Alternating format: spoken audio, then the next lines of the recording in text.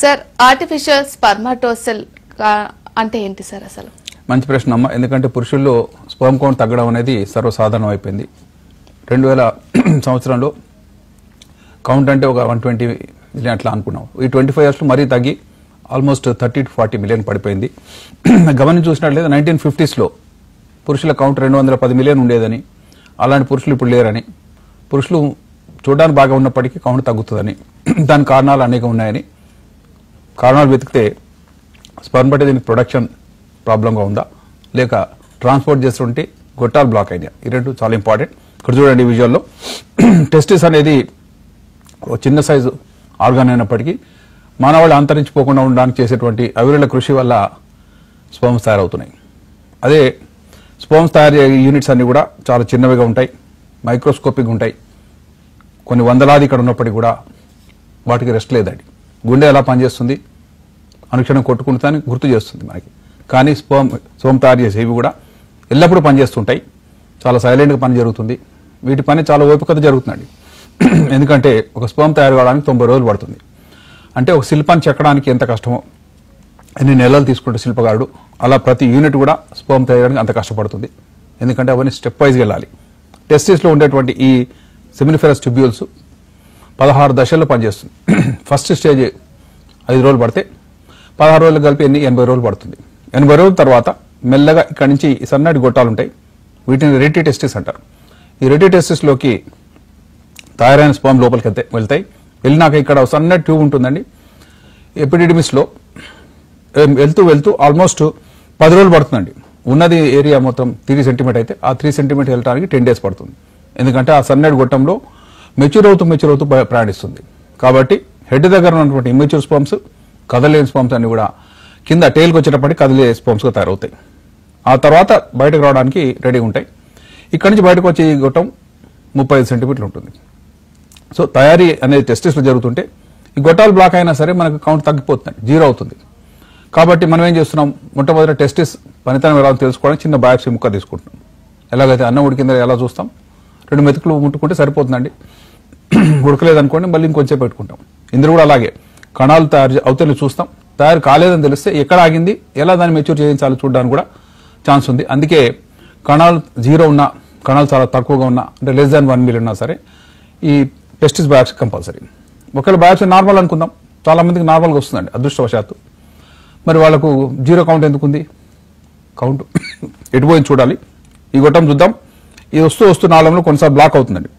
అన్ని ఇన్ఫెక్షన్స్ కూడా ఎక్కువ శాతము టెస్టిస్ యొక్క ఇప్పుడు టెయిల్లో బ్లాక్ అవుతుంటుంది. ఎందుకంటే బాడీలో అన్నిటికంటే ఎక్కువ బ్లడ్ ఫ్లో ఎక్కడుంది అంటే గుండెలో కాదండి, బ్రెయిన్లో కాదండి, టెస్టిస్ యొక్క ఎపిడిడిమిస్ కింద ఉందండి. ఎందుకంటే ఇక్కడ మెచ్యూరేషన్ స్టెప్స్ ఉన్నాయి. ఈ స్టెప్స్ కనుక బాగా జరగాలంటే చాలా బ్లడ్ ఫ్లో కావాలి, అటువంటి వాతావరణం కావాలి. కాబట్టి అక్కడ జబ్బులు కూడా వచ్చి అక్కడ ఆగుతున్నాయి. ఉదాహరణకు ట్యూబర్క్లోసిస్ అనుకోండి, ఎక్కడ అవుతుంది, టెస్టిస్కి వెళ్ళట్లేదండి, టెయిల్ ఆఫ్ ద ఎపిడిడిమిస్కి వెళ్తుంది. ఎందుకంటే అక్కడ ఫ్లో బాగుంది, టీబీ బ్యాసిలస్ పెరగడానికి కూడా అక్కడ అనువైన వాతావరణం ఉంది. అవి తయారైన కొద్దీ ట్యూబర్క్లోసిస్లో బ్లాక్స్ వస్తాయి. టోటల్గా బ్లాక్ అంటే ఎలా గట్టిగా రాయిలాగా తయారవుతుందండి ఒక సాఫ్ట్ టెస్టిస్. కాబట్టి అలా ఏమైనా ఉందా అని చెక్ చేస్తాం. చెక్ చేసే క్రమంలో ఉదాహరణకి ఇక్కడ బ్లాక్ అయిపోయింది, మేము రిపేర్ చేయలేని పరిస్థితి వచ్చింది అనుకుందాం. అప్పుడు ఏం చేస్తాం చూద్దాం. ఎందుకంటే ఎవరైనా సరే ఒక కోరుకునేది ఏంటి, ఇలా కాకపోతే ఇంకేదైనా పద్ధతి అని అడుగుతాం. మేము చేసేటువంటి అన్ని టెస్టిస్లు కూడా జరిగేది టెస్టిస్ పనితనం ఎలా ఉంది చెక్ చేసుకుంటుంటాం. టెస్టిస్ ఇక్కడ చూడండి, కణాలు ఉత్పత్తి తయారైంది, ఇలా బయటకు రావాలి. కానీ కొన్నిసార్లు ఇక్కడ బ్లాక్ ఉంది. ఈ బ్లాక్ ఉన్నట్టు ఆ పురుషుడికి తెలియదు, ఎవరు పట్టుకుని చూసుకుని చెప్పలేరండి ఇది బ్లాక్ ఉందా లేదా అని. కాబట్టి దీనికి టెస్టులు ఉంటాయి. అదేంటి, సెమినల్ వెసికులోగ్రామ్. అంటే మేమేం చేస్తున్నాం, చిన్నగా ఓపెన్ చేసి ఇందులో మంది ఎక్కిస్తున్నాం. ఎక్కించినప్పుడు ఈ గొట్టం ఓపెన్ ఉందా లేదా తెలుసుకుంటాం. ఇక్కడ నుంచి వెళ్ళి ఆల్మోస్ట్ బయటకు వచ్చేసేయాలండి మనం ఎక్కించినటువంటి ఆ కాంట్రాస్ట్ మీడియం. సో ఈ సన్నడ్ ఎంత ఉంటుంది అంటే చాలా చిన్నదిగా, వెంట్రుకంటే చిన్నదిగా ఉంటుంది ఆ గొట్టం.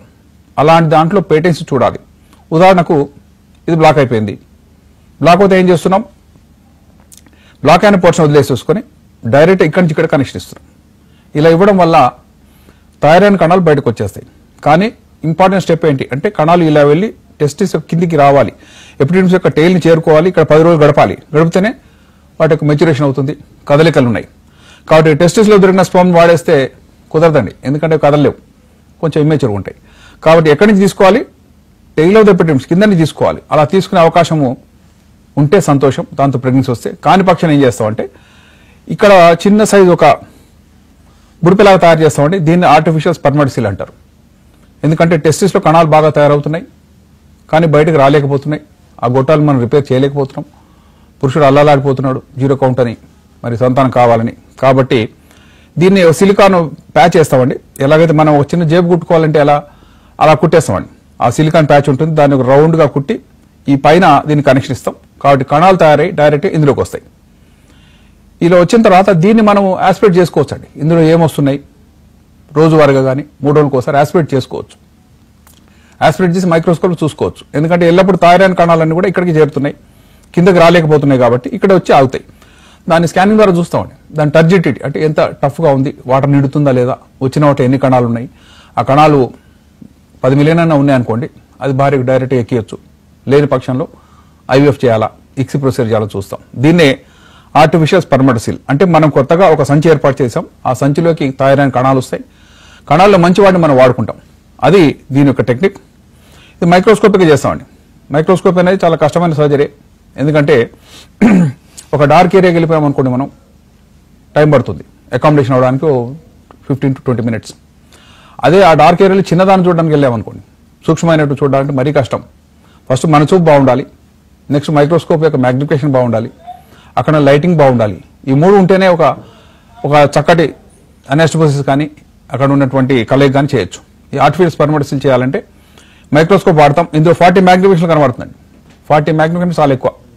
మనం జనరల్గా 4 మ్యాగ్నిఫికేషన్ 4 రెట్లు పెద్దగా అయితే చూసి అడ్జస్ట్ కాగలం. కానీ 20 మ్యాగ్నిఫికేషన్ దాటిన తర్వాత ఐ స్ట్రెయిన్ స్టార్ట్ అవుతుంది. త్వరగా ముగించుకు రావాలి. ఎందుకంటే గంటలు చూసామనుకోండి, తర్వాత మనం నార్మల్ చూడడం కష్టమవుతుంది. ఏదేమైనా సరే మైక్రో సర్జరీ ద్వారా ఒక చిన్న సైజు ఓ సంచి కుట్టడం, ఆ సంచిలోకి స్పర్మ్స్ వస్తాయని ఆశపడటం. ఆ తర్వాత ఏం చేస్తుంది చూడండి, మేము ఆపరేట్ చేస్తున్నప్పుడు ఇది టెస్టిస్, పక్కన చిన్న బుడిపిలాగా మీకు కనబడుతుంది, ఇది స్పర్మటోసిల్. ఇది కూడా వాటర్తో నిండిందండి, బాగా టైట్గా ఉంది.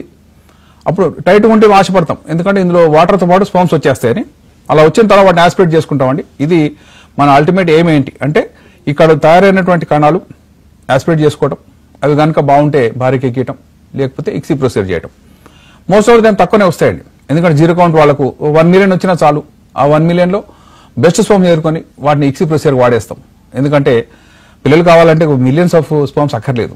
ఎందుకంటే ఒకటి చాలు. ఒక హెల్దీ స్పర్మ్ కావాలంటే అనేక ఇతర స్పర్మ్స్ లక్షల స్పర్మ్స్ చూసుకుంటే ఒక 10 బాగుంటాయేమో. ఆ 10ని వాడేసుకుంటే ఇక్సీ ప్రొసీజర్ చేస్తామండి. ఇక్సీ అంటే ఏంటి, ఇక్కడ ఎగ్గుని హోల్డ్ చేస్తాం, ఒక సక్షన్ ద్వారా స్పర్మ్ని ఇంజెక్ట్ చేస్తాం. కాబట్టి దొరికిన కొద్దిపాటి స్పర్మ్స్ తోటి కణాలని తయారు చేసే అవకాశం ఉంది. వాటిలో ఒక పిండాన్ని తయారు చేయాలంటే ఇక్సీ ప్రొసీజర్ చేస్తాం. ఇక్సీ ప్రొసీజర్ తర్వాత ఉదాహరణకు 10 స్పర్మ్ దొరికినాయి అనుకోండి, ప్రతి ఎగ్ని ఇంజెక్ట్ చేస్తాం. ఉన్న వాటిలో కనీసం ఒక 3-4 కన్నా మంచి వస్తాయి. మోస్ట్ ఆఫ్ 7 నుంచి 8 బాగానే వస్తాయి. పనికిరాని ఎగ్స్ ఏమైనా ఉంటే వాటిని ఇంజెక్ట్ చేయం, ఎందుకంటే ఇంజెక్ట్ చేసి ఇమ్మెచ్యూర్ ఎగ్స్లో కూడా ప్రాబ్లమే. కాబట్టి మనం తీసుకున్న స్పర్మ్ బాగుండాలి, తీసుకున్న ఎగ్ బాగుండాలి, వాటి కలయిక బాగుండాలి, ఆ జైగోట్ మళ్ళీ తల్లి గర్భంతో ఇమ్మడాలి, అంటే ఇంప్లాంటేషన్ కావాలి. ఇవన్నిటికీ మూలాధారం ఏంటంటే స్పర్మ్స్ని మనం తయారు చేయగలగడం, లేక సేకరించగలగడం. తయారైన వాటిని సేకరిస్తున్నాం. ఆ పాకెట్ సైజ్ పెట్టి ఆర్టిఫిషియల్ స్పర్మటోసిల్ అనేది పురుషులకు ఒక వరంగా భావించవచ్చు. ఎందుకంటే అది లేకపోతే కణాలు లేవని చెప్పిన తర్వాత డోనర్కి వెళ్ళమంటాం. ఆ డోనర్ స్పర్మ్ అనేది జనరల్గా ఇష్టపడరండి ఎవరైనా సరే. Highly educated persons, highly placed persons, పెద్ద పొజిషన్ వాళ్ళకి జీరో కౌంట్ చూస్తున్నాం. లేబర్ వాళ్ళు చాలా మంది బిడ్డలు కనేస్తుంటారు, మట్టిలో వదిలేస్తుంటారు, వాళ్ళు ఆడుతుంటారు, హెల్తీగానే కనబడుతుంటారు. కానీ అంటే సొసైటీలో హైయర్ స్టేట్ వాళ్ళకి ఈ సమస్యలు ఎక్కువ వస్తున్నాయి. కాబట్టి వాళ్ళు కణాలను మనం ఏరుకొని వాళ్ళ పిల్లలు కలిగి